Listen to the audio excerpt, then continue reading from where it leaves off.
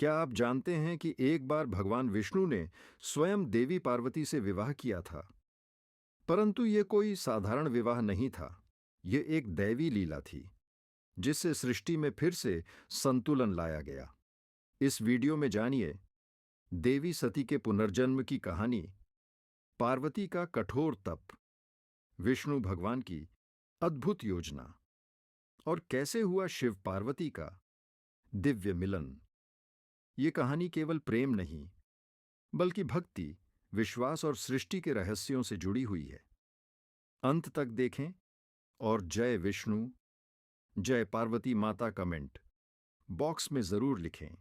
बहुत समय पहले की बात है। सृष्टि के प्रारंभ में जब ब्रह्मांड में असंतुलन फैला तो सभी देवता चिंतित हो उठे, क्योंकि भगवान शिव, जो सृष्टि के संहार और पुनर्निर्माण के स्वामी थे, गहरे ध्यान में लीन थे। उनकी प्रिया देवी सती ने अपने पिता राजा दक्ष के यज्ञ में अपमान सहन न कर अग्नि में अपने प्राण त्याग दिए थे। उसके बाद शिव जी शोक में डूब गए और कैलाश पर्वत पर जाकर समाधि में लीन हो गए। सदियों बीत गई। देवताओं ने महसूस किया कि जब तक शिव और शक्ति का पुनर्मिलन नहीं होगा, तब तक सृष्टि में संतुलन नहीं आएगा। उन्होंने ब्रह्मा जी से मार्गदर्शन मांगा। ब्रह्मा जी ने बताया, देवी सती ने पर्वतराज हिमालय के घर पार्वती के रूप में जन्म लिया है। वही अब शिव जी की पत्नी बनेंगी, तभी शक्ति का पुनर्जागरण होगा। बाल्यकाल से ही पार्वती को भगवान शिव से अगाध प्रेम था। वो जानती थीं कि वही उनके नियति के पति हैं। उन्होंने कठोर तपस्या की। पर्वतों, जंगलों, बर्फीली नदियों के बीच वर्षों तक उन्होंने केवल फल फूल और पत्तों पर जीवन बिताया, शिव जी को पाने की आस में। लेकिन शिव जी तो समाधि में थे। उनका ध्यान किसी भी सांसारिक चीज पर नहीं था। देवता चिंतित हुए कि पार्वती का तप सफल नहीं हो पाएगा। तब विष्णु भगवान आगे आए। उन्होंने कहा, इस ब्रह्मांड की योजना को पूरा करने के लिए अब मुझे एक लीला करनी होगी।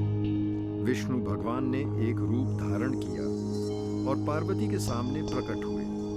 उन्होंने कहा, देवी, शिव जी तो विरक्त हैं। वे किसी से विवाह नहीं करेंगे। आप इतनी सुंदर और पवित्र हैं। यदि आप चाहें तो मुझसे विवाह कर सकती हैं। पार्वती ये सुनकर मुस्कुराईं और बोली, हे नारायण, मैं जानती हूं कि आप सृष्टि के पालनहार हैं, लेकिन मेरा हृदय केवल महादेव के लिए धड़कता है। मेरा जन्म ही उन्हें प्राप्त करने के लिए हुआ है। विष्णु भगवान ये सुनकर प्रसन्न हो गए, क्योंकि वे पार्वती की भक्ति की परीक्षा ले रहे थे। फिर उन्होंने कहा, देवी, आपकी भक्ति सच्ची है। अब मैं आपकी सहायता करूंगा ताकि शिव जी का ध्यान भंग हो सके।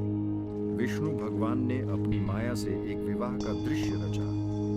देवताओं ने आकाश में एक दिव्य नाटक देखा, जहां विष्णु और पार्वती का प्रतीकात्मक विवाह हो रहा था। ये विवाह असली नहीं था, बल्कि केवल शिव जी का ध्यान तोड़ने का एक दैवी उपाय था। जब शिव जी ने ध्यान खोला तो उन्होंने यह दृश्य देखा और भीतर से भावनाएं जाग उठी।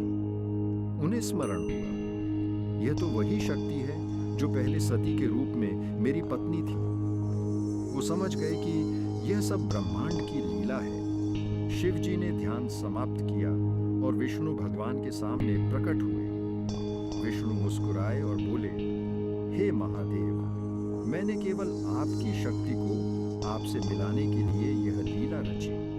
अब समय आ गया है कि आप और पार्वती पुनः एक हों। शिव जी ने पार्वती की भक्ति और प्रेम को देखकर कहा, देवी, आपका तप और आपका प्रेम सच्चा है। अब आप मेरी अर्धांगिनी बनेंगी। और फिर हुआ वह दिव्य क्षण।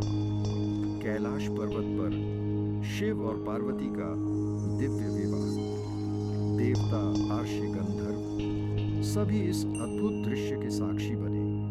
ये कथा केवल एक प्रेम कहानी नहीं, बल्कि भक्ति, तप और दिव्य उद्देश्य की कहानी है। विष्णु भगवान का पार्वती से विवाह कोई सांसारिक प्रेम नहीं था, बल्कि एक योजना थी। शिव और शक्ति के मिलन की दिशा में कदम।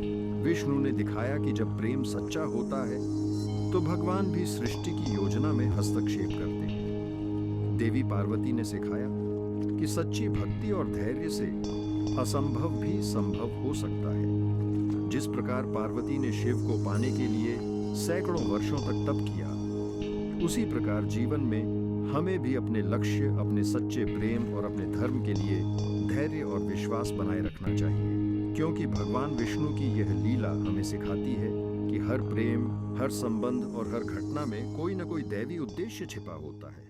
वीडियो अच्छा लगे तो लाइक और हमारे चैनल को सब्सक्राइब जरूर करें और घंटी बजाना ना भूलें, जिससे हमारा वीडियो सबसे पहले आप तक पहुंच सके। आपके प्यार और सपोर्ट से ही हम ऐसी सच्ची और दिल को छूने वाली कहानियां ला पाते हैं।